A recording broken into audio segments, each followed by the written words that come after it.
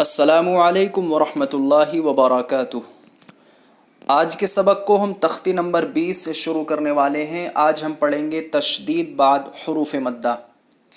جیسا کہ ہم نے پچھلی کلاس کے سبق میں پڑھا تھا مد کا بیان، اگر آپ نے اس کلاس کو نہیں دیکھا تو آپ اسے ضرور دیکھیے پچھلی کلاس کو، چونکہ اس کے دیکھنے سے ہی یہ سبق آپ کے سمجھ میں آئے گا۔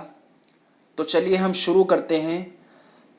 اعوذ باللہ من الشیطان الرجیم، بسم اللہ الرحمن الرحیم۔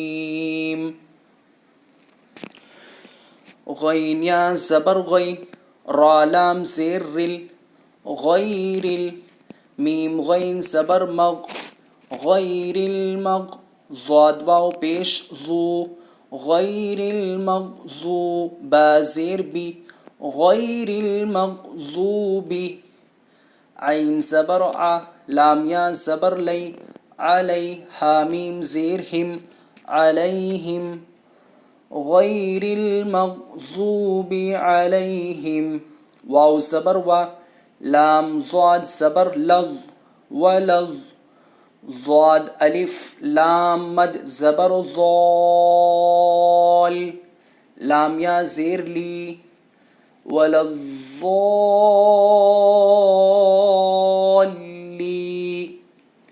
اب جیسا کہ آگے آپ آیت دیکھ رہے ہیں اور ہم نے آیت اس کا قاعدہ پڑھا تھا، اور جیسا کہ ہم نے پڑھا تھا کہ جب آگے آیت ہو اور آخری حرف پر زبر آ جائے تو زبر کو جزم سے بدل دیں گے تو نون ساکن ہو جائے گا۔ تو اسے پڑھیں گے وَلَضَّالِّينَ، اسے کھینچ کر پڑھنا ہے لاسٹ میں بھی۔ تو چلیے اسے بھی پڑھتے ہیں۔ غیر المغضوب علیہم ولا الضالین،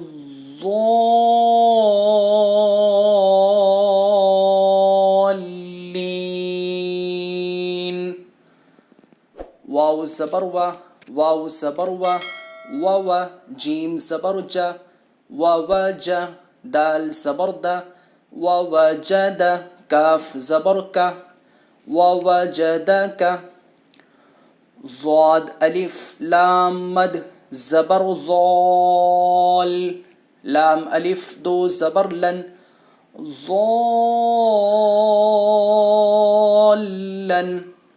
ووجدك ضالا، فا زبر فا، ہا زبر ہا، فہا، دال کھڑا زبر دا۔ اب یہاں پہ جو ہے یا کو نہیں پڑھیں گے، اور ایک بات ذہن نشی رکھیں کہ جب آخری حرف پر کھڑا زبر آ جائے تو اسے کسی چیز سے بدلتے نہیں ہیں، یعنی جزم سے نہیں بدلیں گے۔ اگر خالی زبر زیر پیش ہو تب اسے جزم سے بدلا جاتا ہے، کھڑا زبر کو جزم سے نہیں بدلا جاتا۔ تو فہدا پڑھیں گے اسے، وَوَجَدَكَ ضَالًّا فَہَدَى۔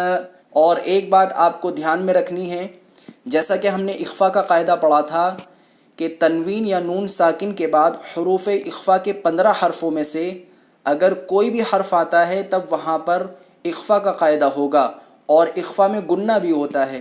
جیسا کہ آپ دیکھ سکتے ہیں لام کے اوپر 2 زبر کی تنوین ہے، اور 2 زبر کی تنوین کے بعد حروف اخفا کے 15 حرفوں میں سے فا ہے، تو یہاں پر اخفا کا قاعدہ ہوگا، یعنی یہاں پہ گننا ہوگا۔